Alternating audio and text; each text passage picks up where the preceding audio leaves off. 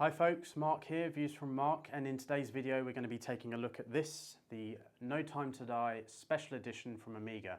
Now it's their Seamaster 300M, which has been used in various Bond films in one way, shape or form. But for this forthcoming Bond film, No Time to Die, Amiga actually worked with Daniel Craig in designing a brand new watch, coming up with a new design, some new features that will only be seen on this watch that haven't been seen before. Very much in a similar spirit to what they did for Spectre, where they came up with the Spectre limited edition. That watch was limited to 7,007 items, or examples of the watch. I'm very fortunate I managed to get one, quite a low numbered one, number 393 in the run. But this new watch, the new No Time to Die Special Edition, this isn't a limited edition watch. As I say, it's a special edition, so you can go out and buy this. You don't need to worry about stock running out or, you know, all the allocations being taken up. I'm not sure what the delay is or what the waiting time is, but you can get on a wait list for this watch. And there's two variations that Amiga have released. So there is this version, which they call the titanium on titanium. And by that they mean that the watch itself, the body, the case is titanium, but also this bracelet, which is stunning in itself, is also made of titanium. Combined, it's super lightweight, and I was really surprised when I actually got it on, when I adjusted the bracelet so that it fits my wrist, and I was wearing it properly for the first time, which I could only do from home, because when you're in the Amiga boutique, one side of the bracelet is protected by plastic, which means that you can't actually do it up in store to see how it looks and feels 100%. So it wasn't until I got home with this watch that I was able to take the plastic off, fit it to my wrist, and then see just how it looked and felt. And I mean, I was speechless, to be honest. If you haven't seen my unboxing video, you can still do so. It's up here in the top right-hand corner of the screen. There is a link there. If you want to go and watch that before watching this full review, please do, but please come back, obviously. But as I say, once I got this watch on my wrist, I was amazed at the look, the feel, and just how lightweight it is. So that's version 1. Version 2 that Amiga are releasing is also a version that comes with a NATO strap. Now, I have the Spectre limited edition as well. That came with both the metal bracelet and also a NATO strap included in the box. Whereas for this watch, they are releasing it, as I say, 2 versions. You can either get the version with the NATO strap, which comes in at about, I think it's £6,500, or you can get this version, which is the titanium on titanium, which comes in at 7,390 UK pounds. So there's a difference of £870, I think I worked out, between the two prices. So obviously, yes, the titanium bracelet version is a lot more expensive. Why they can't release it with both versions as they did with the Spectre watch, so you get the metal bracelet and the NATO strap, I'm not quite sure. I understand titanium's a lot more expensive. This bracelet is very intricate to manufacture. Titanium, I know, is quite a hard material to work with, obviously, by its nature. But I don't know. Do I feel I'm missing out on not having the NATO strap version? No. But I think for the price that you're paying, it's something they could have looked at, you know, combining two so you get the NATO strap and the metal bracelet in one package.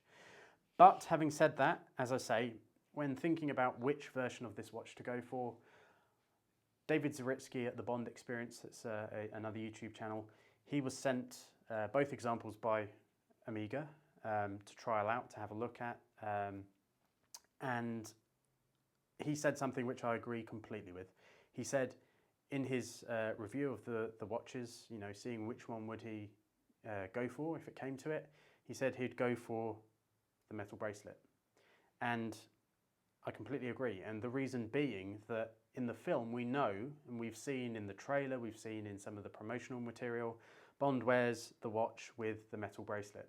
Now he may wear the NATO version as well, we don't know, we'll have to wait until November at the earliest to see that, but I think if you're going for one of these watches and it is a Bond watch, it makes sense to go for the one that Bond is wearing. And it's not to say that by wearing this watch, it makes you James Bond or you feel like James Bond. It's not about that, but it's about having the same visual aesthetic and appearance as is going to be seen in the movie. Plus, there is nothing to stop you buying the NATO strap at a later date. So I'd rather get the full cost out the way, buy the titanium on titanium, and then get the NATO strap later if and when I want it. So, moving on, there's lots of information on Omega's own website about this watch. I'll just read you some of the information that they've got, so you've got an idea. Identical to 007 watch worn in No Time to Die, this 42mm Seamaster in strong yet lightweight grade 2 titanium sports a brown tropical aluminium bezel ring and dial. So this you can see here, and again I did actually discuss this in the unboxing video. I really like the colour scheme that they've gone for here. As I say, Daniel Craig was directly involved in the design and everything of this watch and choosing colour schemes, and he wanted these kind of colours to give it that kind of vintage look to the older military watches that would have been worn and have been worn and still are worn. So, moving on with this description. Slightly slimmer than the standard Diver 300M models, thanks to the doming of the sapphire crystal glass, it is presented on a grade 2 titanium mesh bracelet with innovative adjustable buckle. This bracelet is stunning to look at. It's also in this sand brushed finish, so there's no shiny surface anywhere on this watch other than the reflection that you get within the sapphire crystal. All the metal finished is in this kind of sand brushed effect, so it's very matte finished, and it is beautiful to look at.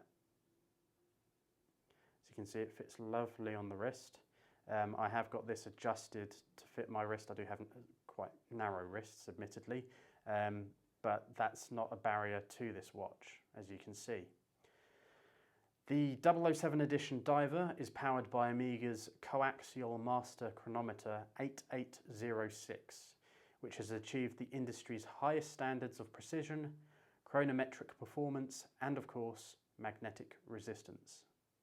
So we'll go into a bit more detail about what that means when a watch is going through its master chronometer certification. There's a very, very in-depth set of tests that are done to achieve that status. So it means that this watch is at the highest possible standard and caliber that it can be in terms of watches in general. The watch comes with a 5-year warranty, which is great. You know, if you're buying a watch of this kind and you're spending out this kind of money, you obviously want to get something that you know is going to last, or that you're going to have the warranty protection there. So if anything does go wrong, you know, you're covered fully. All Omega watches are delivered with a 5-year warranty now that covers the repair of any material or manufacturing defects. And they say to refer to the operating instructions. Now, I said in my unboxing video, it's always a really good idea, I think anyway, to read through the operating instructions, the manual that comes with the watch, and familiarise yourself with those, because each watch is different. You don't want to overwind anything, or you know, as you're cleaning it, you know, perhaps clean it in a way that isn't correct for your watch. You know, it depends, but I think it's always worth reading those operating instructions. Some of the features of this watch are that it has the anti-magnetic properties, so obviously it's tested the same way as the Spectre limited edition was tested, up to 15,000 Gauss rating. So that means if you're using it around an iPad, you know, magnets, things like that, it's not going to affect the running and the operation of the watch, so that's great. It's got the helium escape valve, which we can see over here on the left-hand side of the case. Again, the crowns and the crown and the helium escape valve are finished in the same sand brushed finish, so there's no shiny or reflective surfaces there. You can see that the helium escape valve is almost tapered. We'll come to that. I find that a really nice design feature. On my classic diver's watch, the Seamaster, it's more of a squared off finish, as you can see here, on both the crown and the helium escape valve. That's fine, but I do find those crowns occasionally a little bit tricky to kind of undo, as you're trying to undo them to, you know, Not that I've been diving at a depth where there's going to be a helium build-up, but to try and undo those, or even the crown once you've done it up, sometimes it can be a bit tricky. So the design feature on this No Time to Die watch of the crowns and the helium escape valve, I think is really nice, and I find it a lot easier to open. It's got a unidirectional bezel, as we've mentioned, so you can turn it one way and it will stay there. I don't have OCD, but I do like things to be neat, so I'm going to get that back up to the top. So that's round about one more. There we go. So that's great. It's got the lovely clicking. The actual bezel is made of strengthened aluminium. Now, as opposed to the ceramic, which we see on the Spectre watch, which has the liquid metal finish, with the ceramics, you always get the watch looking brand new, which is great. Whereas on the No Time to Die watch, this, as I say, is a toughened aluminium finish, and the paintwork on here, from reviews that I've seen where people have actually gone to Omega in Switzerland and they're having a demonstration of the watches, this will, over time, you could scratch the paint, or the watch in general. Watches get scratched in day-to-day use and wear. So I don't think that's necessarily a negative thing. I think it adds to the character of your watch, because at the end of the day, these watches are made to be worn. They do get wear and tear like anything does, and it all adds to the story and the character of your watch. You're always going to remember if you ding your arm whilst you're doing some DIY, you think, oh, why was I wearing my watch? Why didn't I do this or do that, and protect it a little bit more? But no, it really is. It is lovely, despite it being the strengthened aluminium. It doesn't take anything away from the watch that it is like that. Some of the technical details between the lugs, the distance between the lugs here, that's 20 millimeters. The bracelet, as I say, is titanium. The case is titanium. The diameter is 42 millimeters, and the dial color is brown.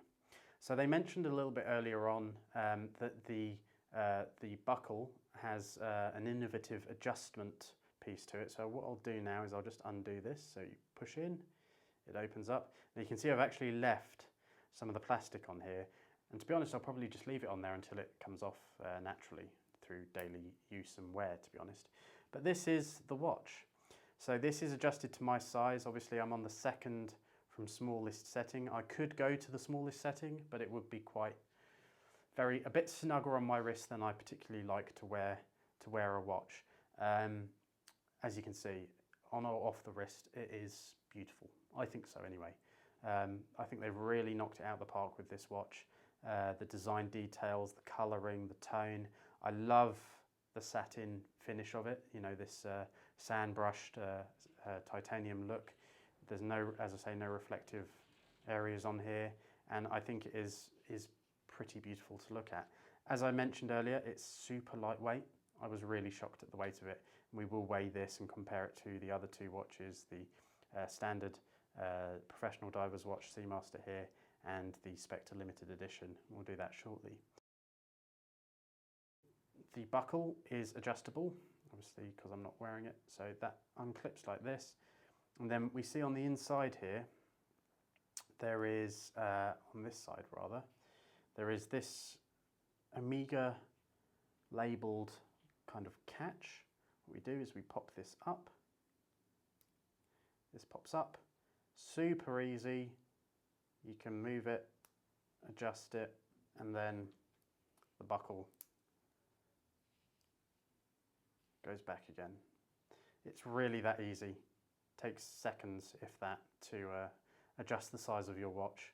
So that's really, as they say, it's innovative, it's super easy, and it's just a really nice addition. Because usually if you're going with, say, the standard bracelet that you'd get on a Seamaster or many of their other watches, you then obviously have to go into a jeweller's or to another Omega boutique, have links taken in, taken out. It can take a lot of effort. You have to go down there, park up, go in store, get them to adjust it. You have to maybe wait for a while if they're busy. So with this kind of bracelet, I find it a lot quicker, a lot simpler, a lot easier, a lot more convenient to be able to adjust it yourself. So what I'll do is we'll just unclip and show you. This kind of comes out, clip that back. So here we can see the watch now with the bracelet all the way from the very top of the buckle, all the way down the bracelet to this amazing watch face, so clear, all the way down the rest of the bracelet as well. And then we come to the back of the watch. Now the front obviously is very beautiful, it's lovely to look at, it's very crisp, very clear, the colours are great. If we turn the watch over, so on the back of the watch here we have a series of numbers. As you can see, there is the 007 at the bottom of the dial there, or at the bottom of the actual casing on the back. These numbers, they refer to, a lot of them are military references, and then there are some Bond references in there too. So if we start with the first one, 0552, that's actually a naval code, and that's a number that's given to watches when the MOD order them for their personnel. The next set of numbers, that's a code that says that this watch is a diver's watch. It's quite a long code to kind of determine that, but apparently, you know, that is the case, and that is what differentiates this watch from the others and says that this one is a diver's watch. The next line down with the letter A, that means and indicates that this watch has a screw-in crown. So that's what the A is for.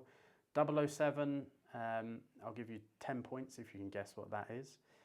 That's obviously in reference to James Bond's 00 number and designation. And then we have the number 62, and this is in reference to 1962, which was the year that the first Bond film, Dr. No, was released. But usually when the MOD order these watches, MOD being Ministry of Defence, this would be the year of the order for the watch, so the year that the watch was ordered. So that's what those numbers on the back mean. Obviously we've got some more lettering around the top here, diver 300M, the 300 meter 1000 foot, that indicates the water resistance level of the watch. And then this watch also has a very unique locking system, which means inside here there is a ring of metal, which when you're screwing in, or when rather a watchmaker or a jeweler is screwing in the back plate of the watch, it will always stop so that the text is the right way, and so that you have this arrow symbol, which is again is another MOD reference, is always pointing upwards. So at the 12 o'clock position, as you turn it over, you can see where 12 o'clock is.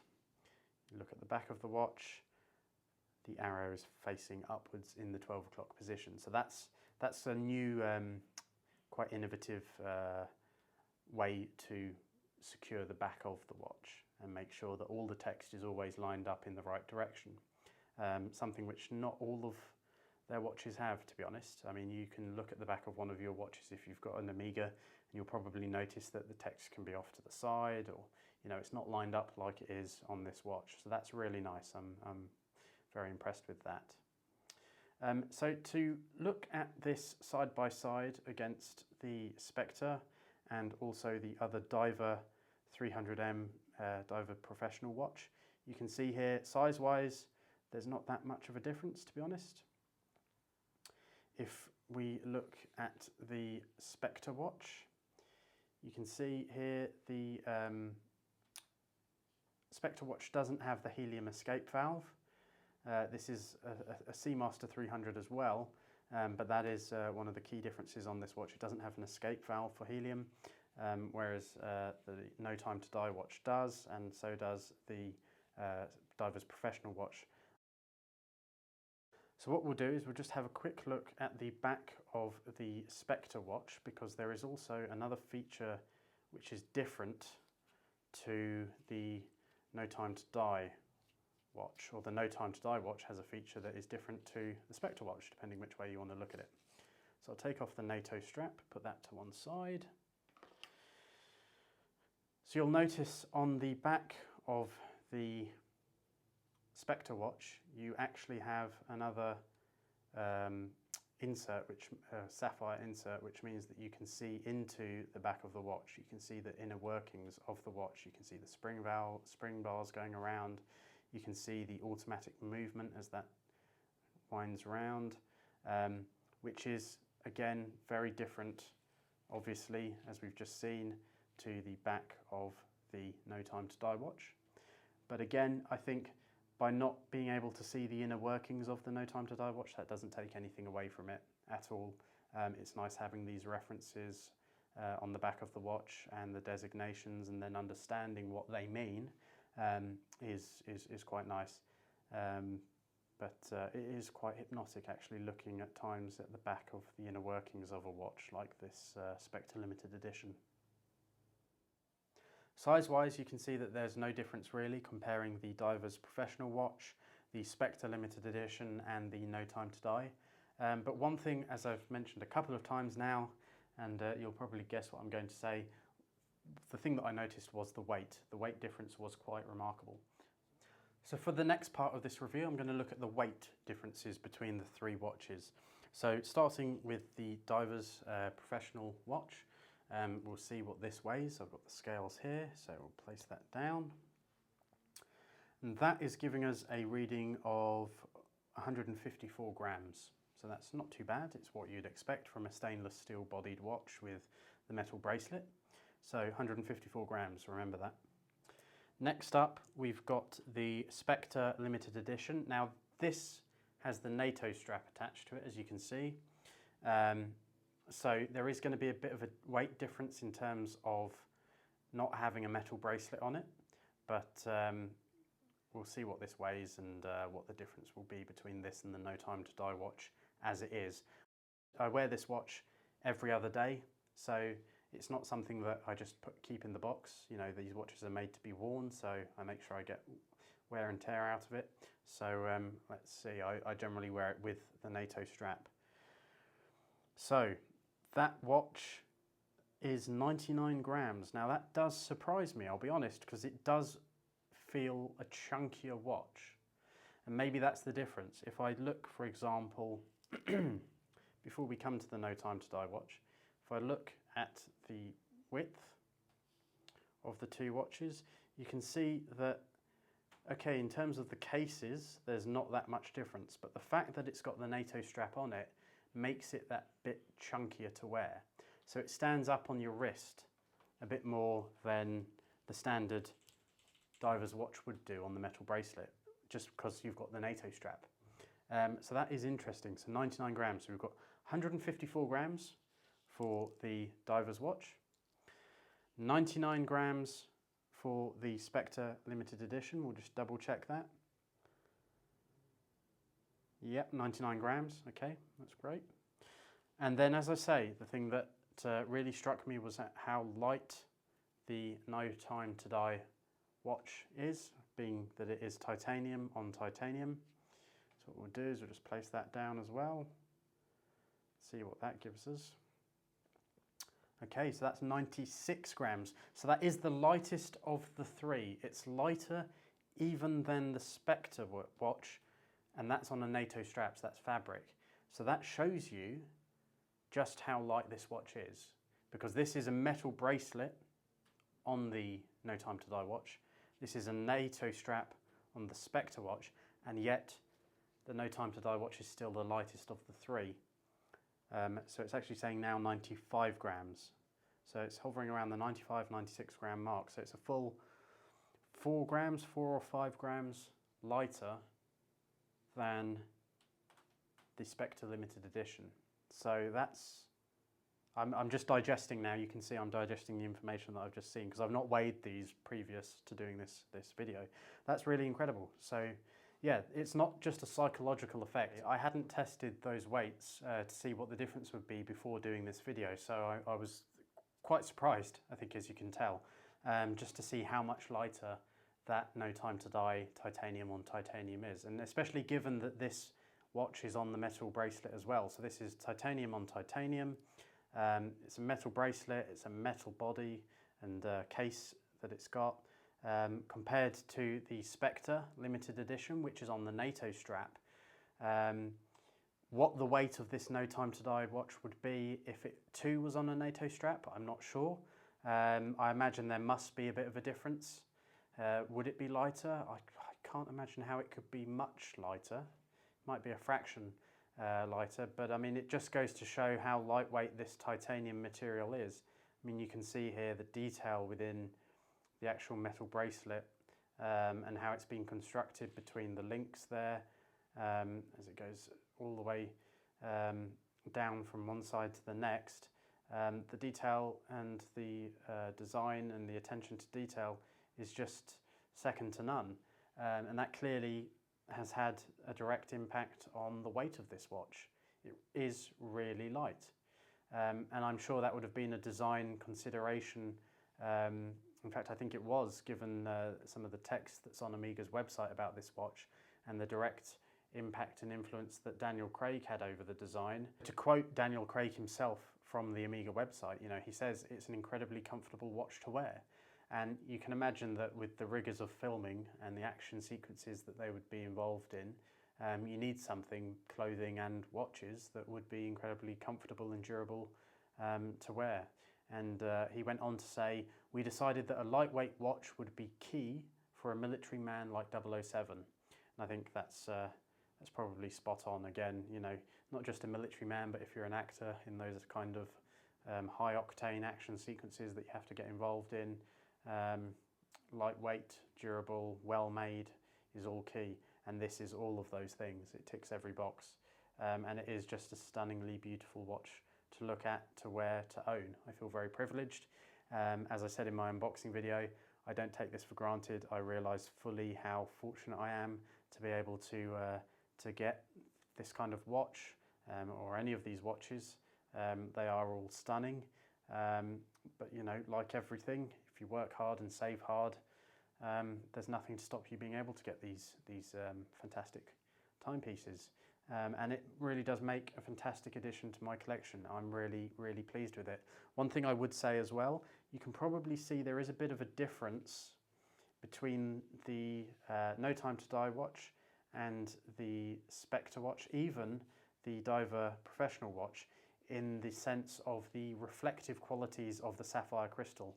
This No Time to Die watch does feel a bit more reflective than the others, and from my understanding that's because the anti-reflective coating that they put on the sapphire crystal, it's on the underside of this crystal, so it's on the inside, and there isn't a coating on the outside, whereas I believe the other sapphire crystals on these other two examples do have the anti-reflective coating on both, and that does give it a bit of a visual difference, but again doesn't take anything away from the watch. All in all, 3 fantastic watches. We're here to see the No Time to Die watch, so I'll remove now the Spectre Limited Edition and the Divers Professional. So of course this watch is a master chronometer, and I was wondering before I got the watch, because I've never had a master chronometer certified watch, what does that actually mean? And to read directly from Amiga's website, they say it's twice as precise as any officially certified chronometer. So they say, our master chronometer watches are tested and certified twice. Firstly, the movement is tested by the official Swiss Chronometer Control, COSC, with precision criteria of -4 to +6 seconds per day. So that basically means they test it to see how much time it's either losing or gaining per day. Then the complete watch and the movement undergo 8 master chronometer tests set by the Swiss Federal Institute of Meteorology, METAS, with criteria that ranges from 0 to +5 seconds per day. So that's an even smaller window that they've got to work with there. Now, this watch, when you buy it, it comes with a master chronometer certification card, as you can see here. On the certification card, there is the website address that you can actually go on to. You can log on. If you have an account with Amiga, you can soon set one up. But you go on there, you put in the watch serial number, you put in the reference number, And then there is also on the other side here, there is an access code. Once you go onto the website, it will then give you all the details for this exact watch. So not the watch in general, but your actual watch and the test results that came about from that. So I did go on earlier and I did look up the results for this watch, and there were a full list of all the tests that it undergoes, and on there it says what the type of the test is, the result of it, and then what those limits are that they're testing. So the movement underwent a test of its own, and that was the function of COSC approved movement during exposure to 15,000 Gauss, so that's the magnetic field.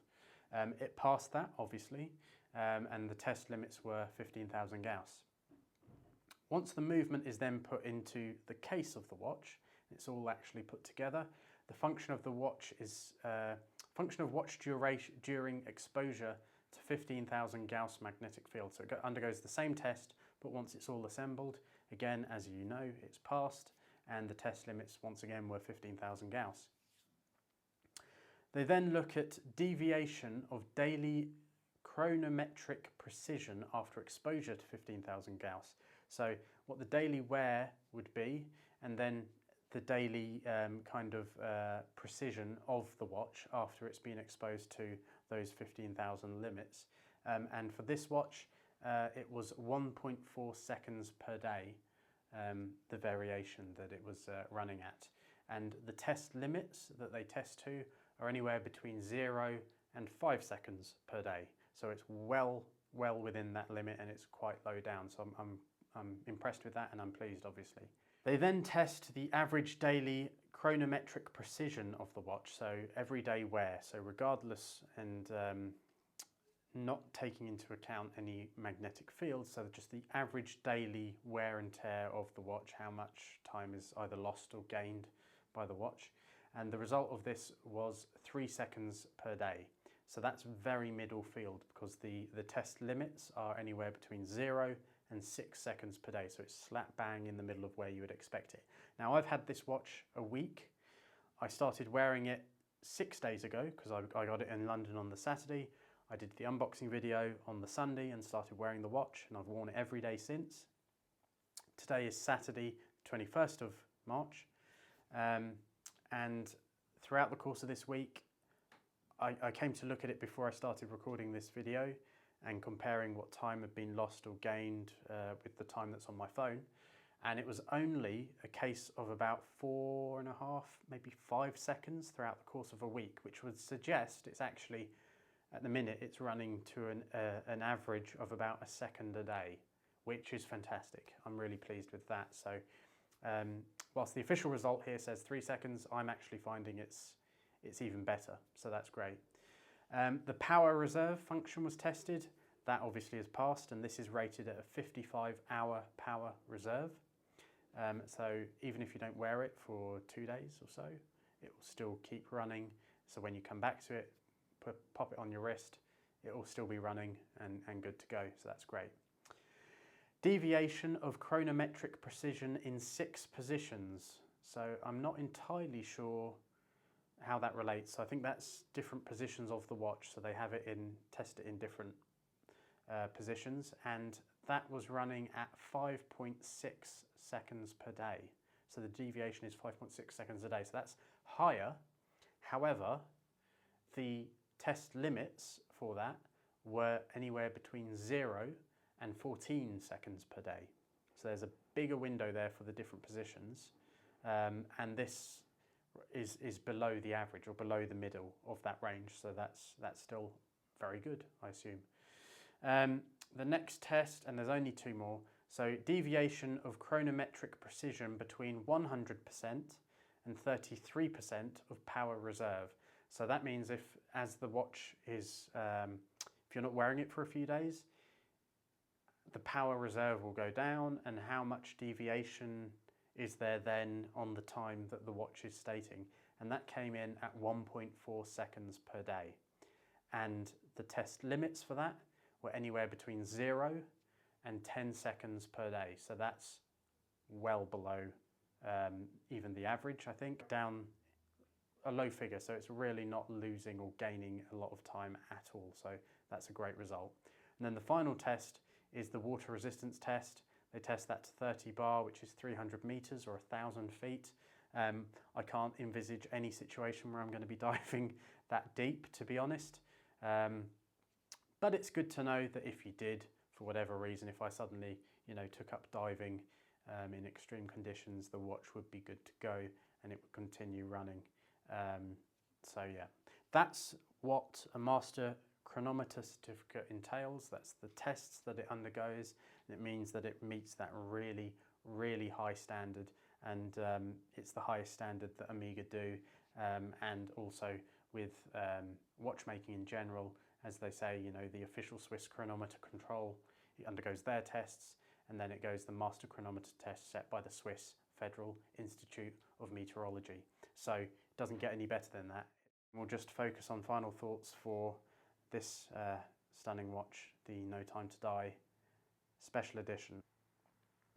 My decision to go for this watch over the version with the NATO strap was purely because this is the version that we can see Daniel Craig is wearing in the film, and once again, it's not about feeling like 007, feeling like you're James Bond by buying, a watch that he wears. It's about having something that's visually the same as what's going to be in the film.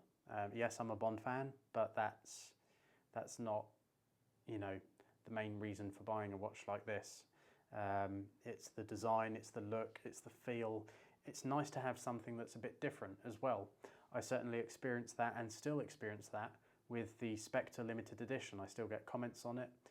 People asking, "Oh, is that the one from the film, or where's that strap from? That looks really nice. Can I see your watch?" And it's nice, as I say, to have something different. When the time comes and as we get closer to the final release date of the film, I'm sure it will be a pleasure wearing this watch out and about, wearing it to work, wearing it as I go about my daily business. It's beautiful on both the front view and the rear view. Those numbers on the back, once you understand the significance behind them, it all adds to the story of the watch. So once again, you've got that 0552. That is in reference to the naval code. So that's what that refers to.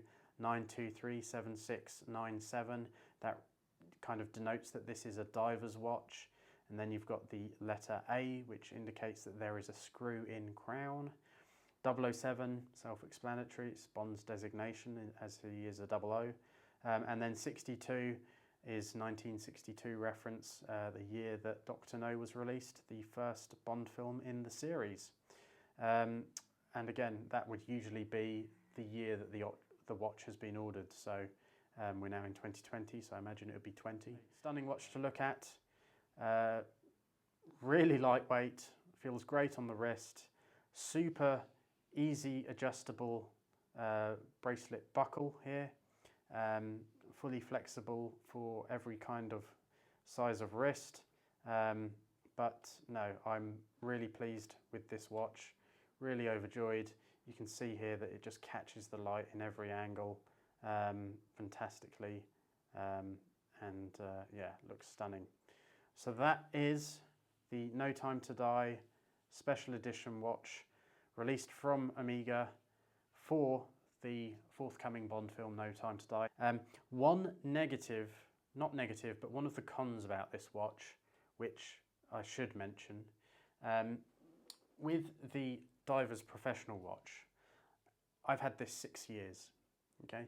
I've never had any occasion where the bracelet on this watch has pinched on, you have hairs on your arms, we all do. I've never had an instance where this bracelet has pinched or, done anything where it's thought, oh, ouch, pinched any of the hairs. 6 years, not once. Within having it for a week, I've certainly noticed a handful of occasions where this different bracelet, it's a different design, this does pinch slightly more than I was expecting. But again, that's not a detractor from the watch. I still think it's fantastic. It's not going to stop me wearing the watch. It's not going to stop me enjoying the watch. Yes, it's a lot of money. I fully recognise that. Again, I say I'm very lucky to have it. I'm very lucky to be in a position where I can save up and buy a watch like this. It is a lot of money. I do think perhaps Omega could have released this as one package rather than doing the two versions. So you either get the NATO strap or you get the metal bracelet, or you have to buy the other as an addition. I think for the price that you're paying, they could have done that, but they didn't. I've got this watch. If I really want the NATO strap at a later date, I can go and get that. And there's so many different options as well with NATO straps now. You can fully customize how a watch is going to look and feel. But I'm really pleased with it. I can't wait to see the film in November. Hopefully it sticks to the November release date. There's talk about whether this watch will have any special features in the film. If you remember Spectre, there was a loud alarm that the Spectre watch had. You hear rumours about what this watch is going to have in the film, what it can do, or it's going to control this gadget, that gadget, it will be doing this or that. We won't know until we see the film. Can't wait for it. Really thrilled to have the watch. I hope you've enjoyed this review. It has been longer than I thought it would be. There's a lot of information that you want to get covered when you do these kind of things, a lot of things to discuss. I may do a review further on in a few months' time, how I'm getting on with the watch, how I'm finding it. If you have any questions, please do leave them in the comments below. I'll try and reply to as many as I can. It's always great to hear feedback as well on these videos. I know, as I say, this has been a long video, but hopefully you found it useful, you found it interesting. If you have, please subscribe. Please hit the notification bell so whenever I post stuff in the future, you'll get a notification.